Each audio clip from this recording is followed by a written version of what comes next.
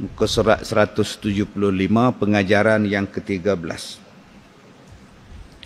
Berkata Allah Ta'ala, hai anak Adam, beberapa daripada pelita senyap memadam akan dia oleh angin. Kita masih lagi membicarakan tentang bahagian yang kedua daripada kitab Muhimmah fil Ilmi Hadis, daripada bahagian tepinya Al-Mawa'izul Badi'ah, daripada membicarakan hadis-hadis qudsi.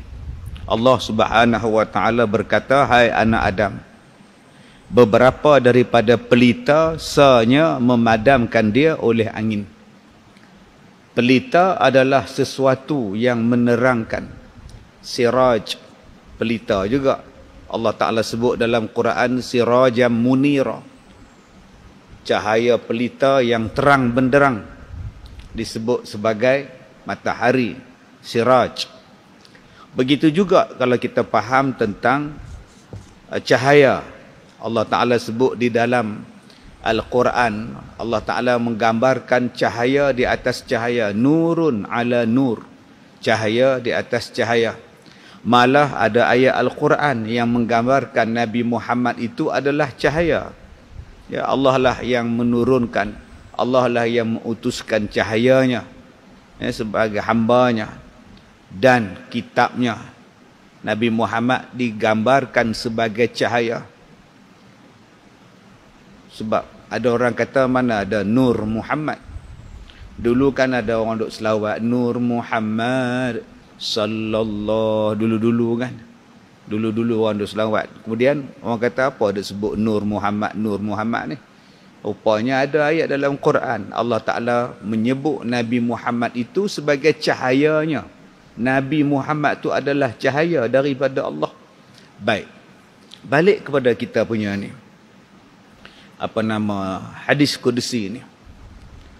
Yang pertama, Allah berkata kepada kita, hai anak-anak Adam, berapa banyak pelita yang dipadam oleh angin. Pelita yang menerangkan kita, yang menerangi kegelapan kita. Minaz zulumati ila nur, daripada kegelapan kepada cahaya, ialah pelita, ialah lampu, ialah api. Kata Allah Ta'ala, berapa banyak pelita yang padam pasal angin yang bertiup. Akhirnya pelita tadi terpadam. Bahasa kita di Penang ni mampu. Pelita mampu, tak ada menyala, tak ada padam habis. Yang memadamkan tu pula ialah angin daripada luar.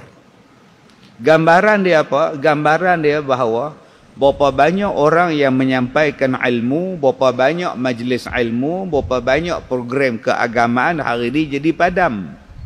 Tak ada. Tak ada. Pasal apa tak ada? Pasal angin metiup habis hilang. Ini yang kita takut. Yang kita duk takut zaman sekarang ni jadi dah, tuan-tuan. Apa jadinya? Ni zaman kita ni dah masuk maulid dah, tuan-tuan ni. Oh, kita tak lama lagi masuk Maulidur Rasul. Dulu kalau Maulidur Rasul bersepah di Nusantara ni. Kuliah-kuliah, ceramah-ceramah, sambutan-sambutan berkenaan dengan Rasul, Maulidur Rasul, tiap-tiap hari, tiap-tiap malam, siang, malam, pagi, petang. Berbulan-bulan. Nabi Muhammad tu cahaya. Ilmunya cahaya. Hadisnya menerangi kita. Meraihkan, menyeronokkan tentang Rasulullah itu dituntut. Apa jua benda yang tentang Rasulullah kita suka, dituntut. Dia umpama cahaya kepada kita. Nurun ala nur, cahaya di atas cahaya. Petunjuk untuk kita. Hari ini, tuan-tuan, tak boleh nak buat. Dia. Pasal apa? Angin mai tiup kencang. Dia padam habis cahaya. Macam-macam. Maka jadilah hari ini, tuan-tuan, kita takut. Cahaya tu, bila orang dah tak ada, dia jadi gelap. Bila dia gelap, dia rempuh merata. Dia langgak merata. Pasal cahaya dah tak ada. Bila cahaya dah tak ada, jadi rempuh belaka. Dalam ada cahaya pun kita duk rempuh. Dalam duk terang ni pun kita duk rempuh tuan-tuan, tambah gelap. Dah tak ada petunjuk daripada Allah. Tak ada lagi jalan nak ikut. Ada jalan tapi gelap.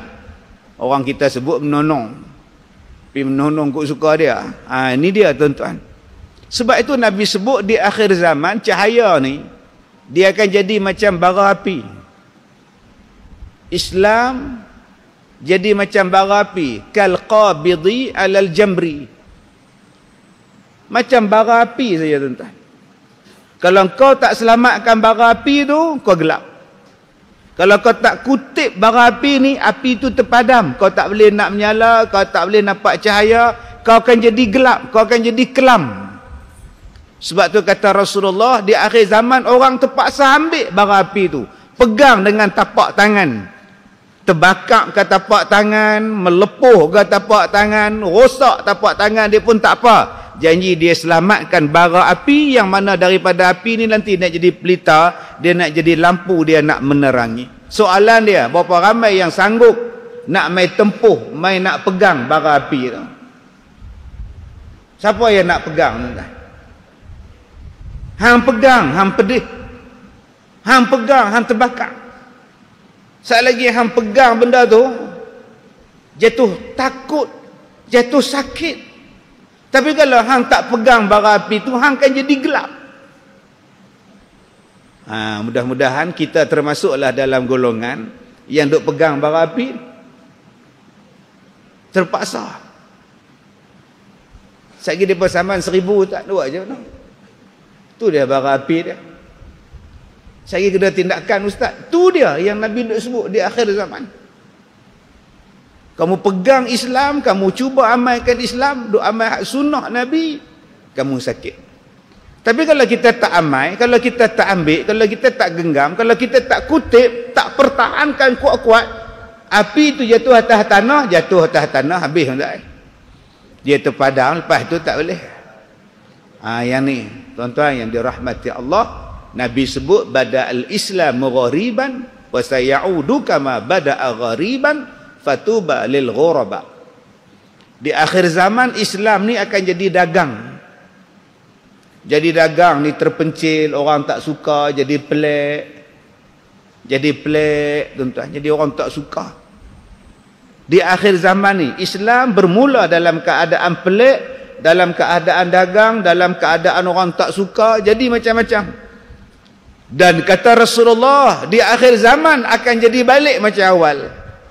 Jadi pelik balik. Islam ni jadi orang pelik balik, orang tengok semacam je. Kata Rasulullah, tak apa, fatuba lil ghuraba. Beruntunglah orang yang dipandang pelik, orang yang dibenci, orang yang tak disukai. Kata Nabi, fatuba, beruntunglah orang itu. Mudah-mudahan kita termasuk dalam golongan al-ghuraba ini. Golongan yang dipandang benci ni tuan-tuan. Bila sebut aja masjid, ni kluster. Sebut aja sekolah tahfiz, kluster. Sebut aja sekolah agama, kluster. Cuba tuan-tuan tengok hari ni, semuanya hak jadi buruk ni hak Islam. Sekolah tahfiz lah, sekolah Arab lah, sekolah lah. Hak lain tak kena lah. Pokok lain tak kena kah? Kuman ni dia kenal budak, dia kenal orang masjid saja kah? Tak kepelik tuan-tuan benda ni. Pelik tuan-tuan. Hak lain tak kena pula. Main sekolah semua kena. Jolok segala habis. Yang ni yang Nabi sebut, orang tengok ni jaga orang Islam ni habis ni kluster semua ni. Allah, benda-benda ni disebut oleh Nabi sallallahu alaihi wasallam tuan-tuan. Sebab tu tak apalah orang tengok kita semacam, tak apa, sebab Nabi pesan fatuba lil ghuraba. Untung di akhir zaman ni tuan-tuan orang yang dipandang pelik itu. Baik, pengajaran yang kedua daripada hadis ini. Nabi berkata,